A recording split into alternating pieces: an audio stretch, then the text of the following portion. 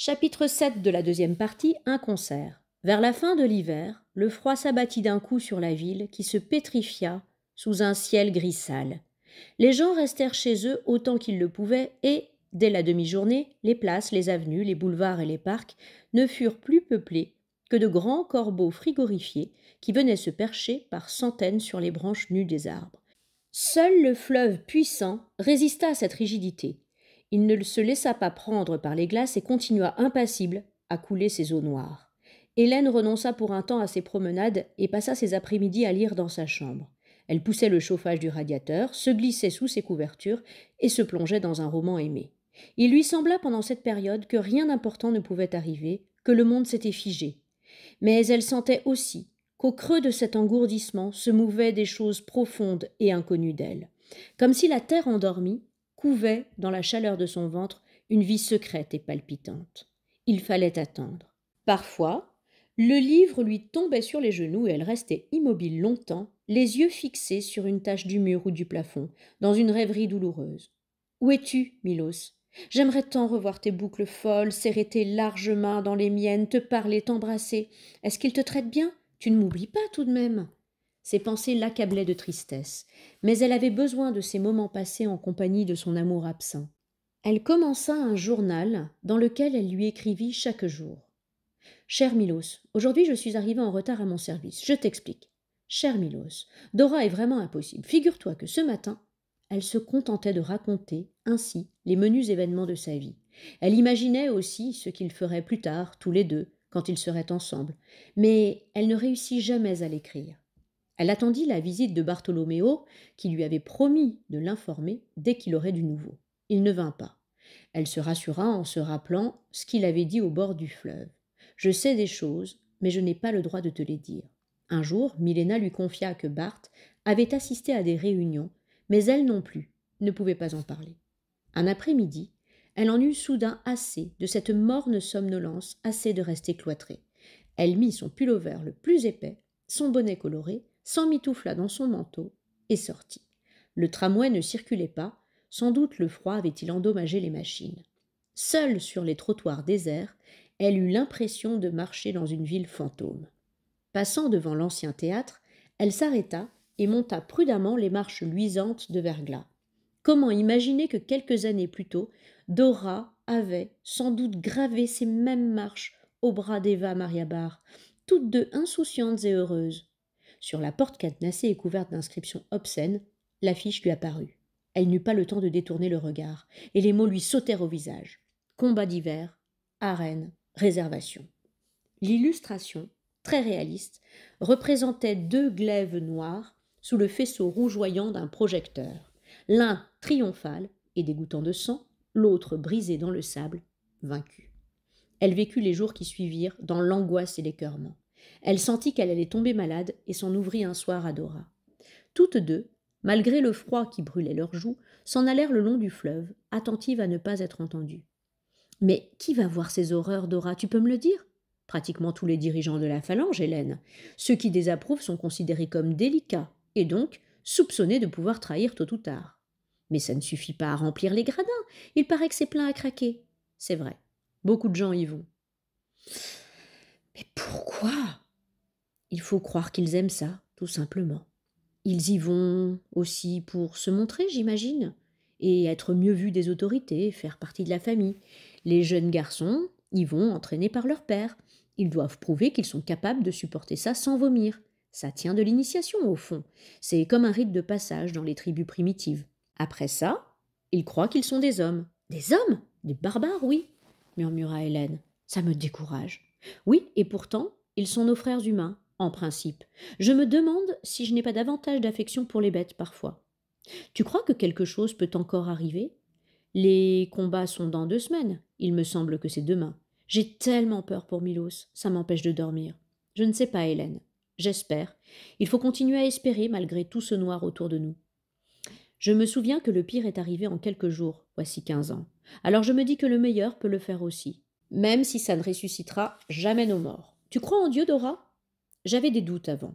Depuis qu'ils m'ont écrasé la main et qu'ils ont lâché les chiens sur Eva, je n'en ai plus. Mais je ne veux pas en dégoûter les autres. Tu me demandes, je te le dis. Mais alors, qu'est-ce qui te donne la force d'être comme tu es, comme je suis? Oui, tu souris toujours, tu sais consoler, tu es drôle. On n'a pas besoin de force pour ça. En tout cas, pas plus que pour être triste ou cruel, non? Je ne sais pas.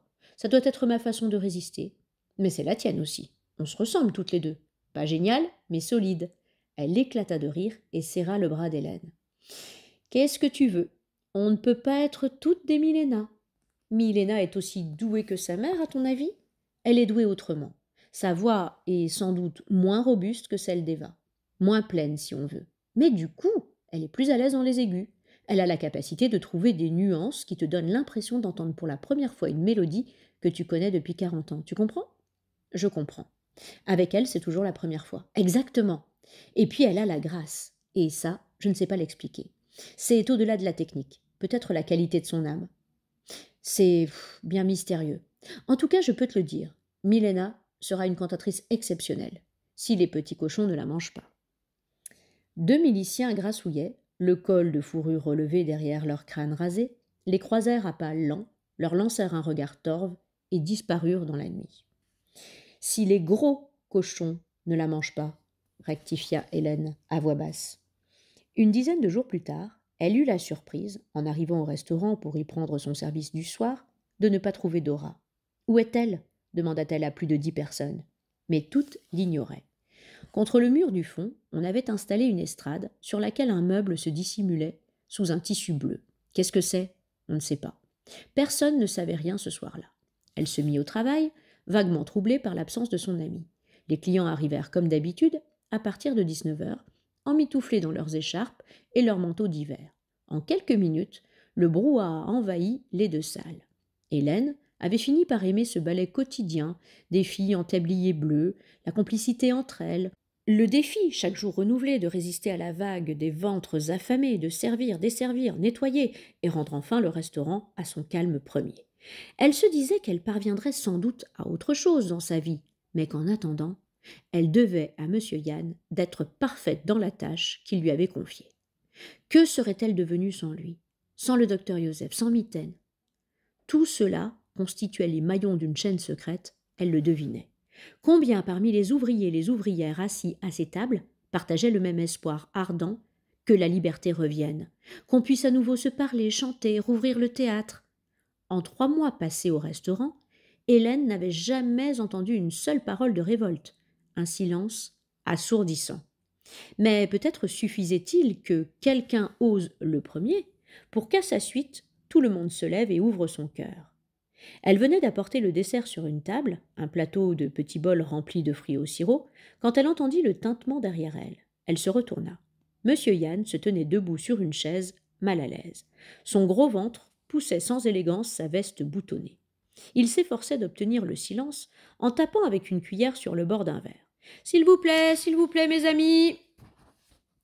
Il était rare de voir monsieur Yann se mettre en avant. Il fallait que la raison soit grave et la curiosité se lût sur les visages. « Mes amis, écoutez-moi, s'il vous plaît. » Avant qu'il ne parle, Hélène eut encore le temps de noter qu'une dizaine d'hommes forts s'étaient campés à la porte d'entrée, bras croisés sur la poitrine. Leur longue tête, leur absence de cou et leur torse massif ne laissaient aucun doute, des hommes chevaux. Elle n'en avait jamais vu, et elle fut impressionnée par leur terrible masse physique. « Mes amis, » commença Yann. Dans les cuisines, au même moment, on se détendait un peu après le coup de feu habituel. Maintenant qu'on avait envoyé les derniers desserts, les commandes s'étaient tues, et on commençait déjà à remettre de l'ordre et à nettoyer les fourneaux. C'était le moment, pour Landau, le chef cuisinier, de donner son récital quotidien. Sans interrompre son travail, il entonna joyeusement un air d'opéra. La justesse n'y était pas toujours, mais la puissance, oui. Il termina, rouge pivoine, sur une note finale retentissante et salua comme une diva sous les applaudissements et les rires. Penchée sur l'un des immenses bacs en zinc de l'évier, Milena était à la plonge avec 2 de ses camarades. Toutes les 3 plaisantaient, mais Milena avait hâte d'en finir et d'aller manger à la cantine. Elle crevait de faim. Bartholoméo devait y être déjà, lui. « Kathleen, on te demande en salle. » Au début, il fallait qu'on l'appelle 2 ou 3 fois avant qu'elle réagisse à son nouveau prénom. Maintenant, elle s'y était accoutumée et elle se retourna aussitôt. « En salle? Qu'est-ce qu'on me veut ?» Le garçon écarta les bras en signe d'ignorance. On te demande. Qui me demande? Monsieur Yann. Elle ôta ses gants de caoutchouc et suivit le garçon. Quelque chose lui échappait. Le gros homme lui avait toujours formellement interdit de se montrer là-haut, et voilà que lui-même l'y appelait. Et à une heure où il devait y avoir beaucoup de monde encore, elle monta l'escalier, étonnée du calme inhabituel qui régnait à l'étage, et poussa un battant de la porte. Yann l'attendait derrière. Sans attendre, il la saisit par le bras, comme s'il craignait qu'elle ne s'enfuît à toutes jambes. « Viens !» Elle se laissa entraîner, ébahie, tournant la tête à droite et à gauche. Son regard ne rencontra que des yeux intenses qui la dévisageaient. Les clients de la deuxième salle étaient venus s'ajouter à ceux de la première, si bien qu'on pouvait tout juste se frayer un passage entre les bancs. Milena ne ressentait aucune crainte, mais plutôt une immense stupeur. Elle flotta ainsi jusqu'au fond de la salle, au pied de l'estrade. Dora l'accueillit, souriante. « Viens avec moi. » Elles montèrent 3 marches et se retournèrent sur la scène. Un garçon bondit derrière elle et tira sur le tissu bleu, découvrant un piano droit, bien insolite en ce lieu. Jusque-là, Milena n'avait eu ni le temps ni le réflexe de s'opposer. « Qu'est-ce qui se passe ?» bredouilla-t-elle. Mais elle avait déjà peur de comprendre. « C'est un concert, ma belle, » répondit Dora. « Je vais jouer du piano et toi tu chanteras. On sait faire, non ?» L'accompagnatrice avait mis une jolie robe crème. Une fleur rouge flamboyait dans le noir de ses cheveux bouclés. Sans attendre, elle s'assit sur le tabouret et plaqua un accord joyeux. « Vous auriez pu me prévenir, » se défendit encore Milena. « Désolée, on a oublié. » Milena vit qu'il n'y avait pas d'autre issue pour elle que de chanter. Elle prit sa place habituelle, debout près de son amie, la main droite posée sur le côté du piano. Et elle ne bougea plus, persuadée qu'aucun son articulé ne pourrait sortir de sa gorge. Elle osa cependant regarder la salle, où on avait laissé un peu de lumière, et elle réalisa qu'elle se trouvait pour la première fois de sa vie devant un vrai public. Beaucoup de gens lui adressaient des sourires encourageants, et leur bienveillance la toucha. Elle reconnut Bartholoméo, assis sur le dossier d'une chaise, près de la fenêtre, au milieu de ses camarades.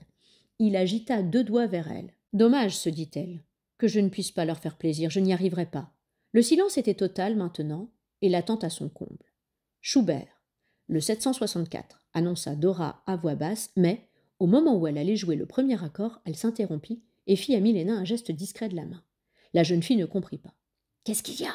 murmura-t-elle. « Ton tablier, » souffla Dora. « Enlève ton tablier de cuisine. » Se rendant compte de sa tenue un peu singulière pour une cantatrice, Milena ouvrit la bouche avec une expression tellement catastrophée que les spectateurs éclatèrent de rire. Dans sa hâte à dénouer son tablier blanc, elle ne fit que serrer davantage le nœud qui était dans son dos.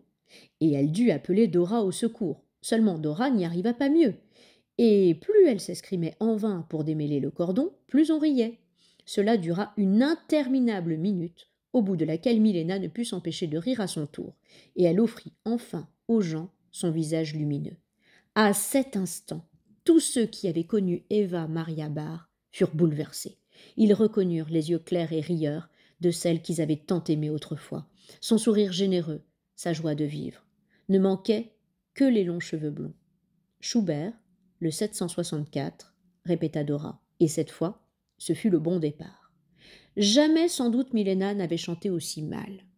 Il lui sembla qu'elle accumulait, sans en oublier, une seule de toutes les erreurs qu'elle avait patiemment corrigées les unes après les autres pendant les dizaines d'heures de travail.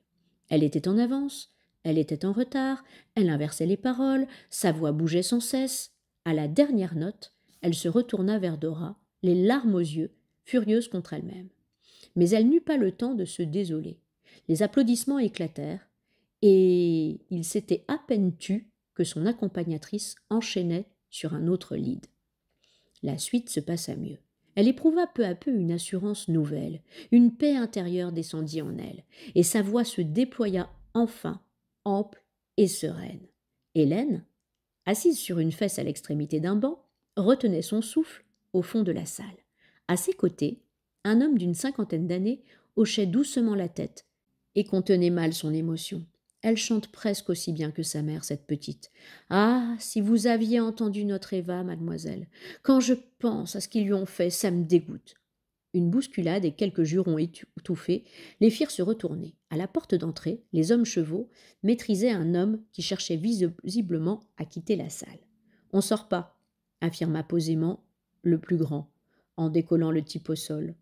« C'est monsieur Yann qui l'a dit. » Puis il le redéposa à sa place et lui appuya sur les épaules pour l'y maintenir, comme on aurait fait avec un enfant turbulent.